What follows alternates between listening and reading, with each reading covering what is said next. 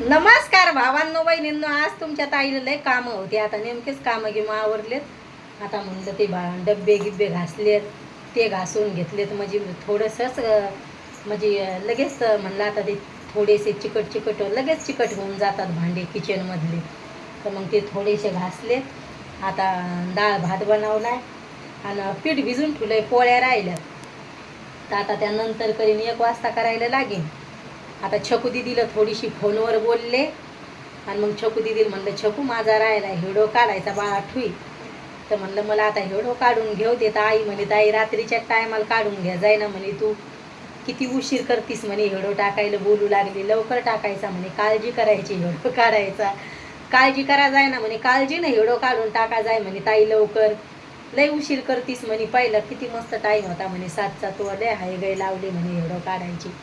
रात्रीच्या टायमाला तयार ठेवायचा म्हणे व्हिडिओ, लगेच 7ला जाऊ द्यायचा म्हणे. ताई म्हणलं हो बराबर आहे.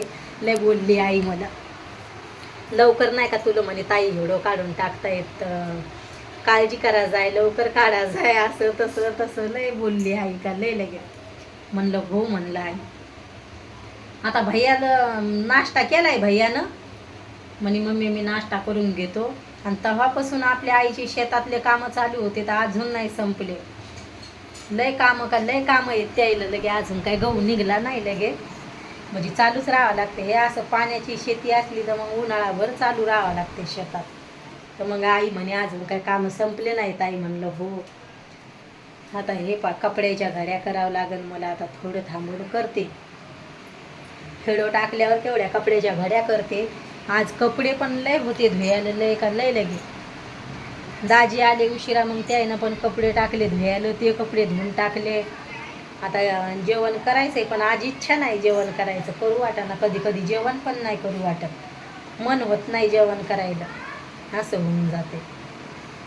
आणि बाहेर आता रात्रीच्या टायमाला थंडी वाजते हलकी हलकी, आणि आता पण थोडंसं थंड आहे.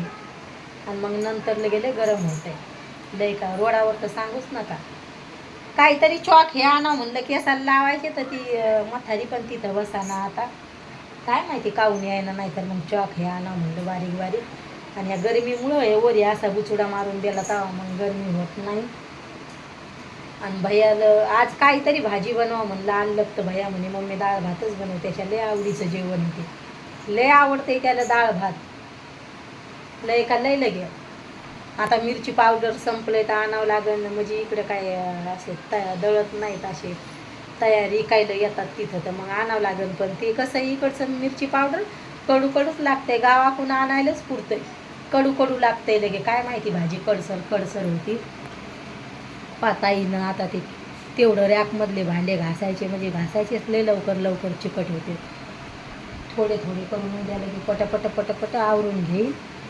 मंदिरमध्ये पण लगेच व्हाईट कलरचं आहे, तर लय लवकर धूळ होती. ते मंदिर पण साफ करावं लागेल. 8 दिवसाच्या आत ते खराब होते धुळीनं. कुठून धूळ येते काय माहिती. हे घर तर समजा स्वयंपाकाचं घर मी पॅक करेल असते, ते ह्या घरात नाही एवढी धूळ येत, म्हणजे ते तिथं पडदा टाकूनच द्यायला असतो. पण समोरच्या घरातलं बाल्कनीतला दरवाजा दिवसभर खुल्ला असतोय, तर मग त्याच्यामुळं लय धूळ येते समोरच्या घरात. ह्या आपल्या स्वयंपाकाच्या घरात नाही एवढी धूळ येत.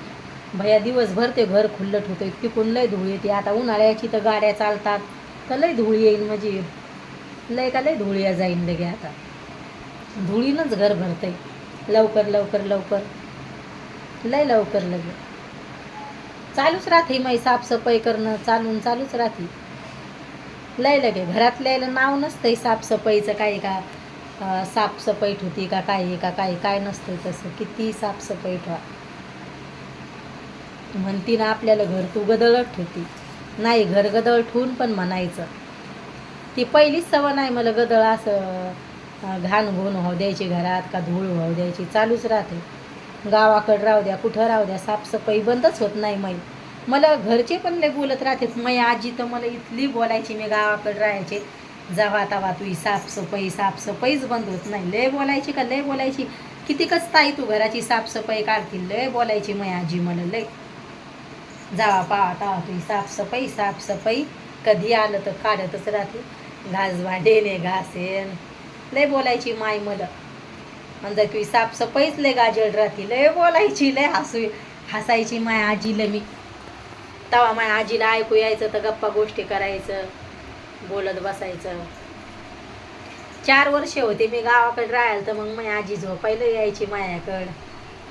लय जीव लावायची तिला, तेव्हा ऐकू यायचं, मनातली गोष्ट सांगायची आजीला. आजी तर आजीच असती, पण आता लय मोठ्यानं बोलावं लागतंय, मायला ऐकू येत नाही तर. आणि बाप आजीला माया लगे असं ऐकू येतंय, माया आजीला ऐकू येतंय, फक्त माया आजीलाच येत नाही ऐकू, जोऱ्यानं बोलावं लागते. मग लय बोलायची मला, माय म्हणायची घडी घडी साफसफायाच होत नाही तुया, कितीकच साफसफाया काढती ताई, असं तसं.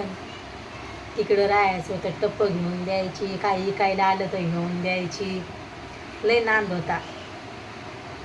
म्हणजे मोठ्या मोठ्याल्या पथारण्या लगे लुगडे शिवून घ्यायची, लगे मोठ्या मोठ्याल्या पथारण्या 3-4 माणसं झोपून एवढ्याल्या पथारण्या शिवून घ्यायची. माय आमच्या इकडं लय भारी भारी शिवते, तर मग मायनं शिवून घ्यायच्या लगे तिकडं. कलरचे लुगडे राहतात, काष्ट्यावरचे लुगडे घालतात आपल्या गावाकडं, तर मग लय लुगडे भारी राहतात, ते नाट्या राहतात जास्त. मग मायचे पण भारी राहतात. आणि मायाजी समजा तिला नाही एवढ्या नाट्या आवडत, पण माझ्या बापाजी लय नाट्या राहतात लगे, अशा काठ पदरायच्या मोठ्या मोठ्याला लगे कलरचे काठ पदराचे, तिच्या नाट्या लय आवडतात म्हणून लय भारी राहतात. जसे म्हणले तसे कलर लगे संभाजीनगरहून आणतात. मग काका संभाजीनगरला राहतात, तर मग तिथं लय भारी भारी नाट्या तर लय आणतात लगे, ते तिकडं भेटतात संभाजीनगरला राहतात, ते कलरच्या नाट्या आणतात लगे कॉटनच्या आणि याच्या आणले राहतात. आणि माया आजीला नाही एवढे हे आवडत. माया आजी काय नाही लुगडीच फाडून ठेवते, अशी करते, काऊन करते काय माहिती, तशी सगळे पगडे करते, फाडून ठेवीन, हे करन ते करन.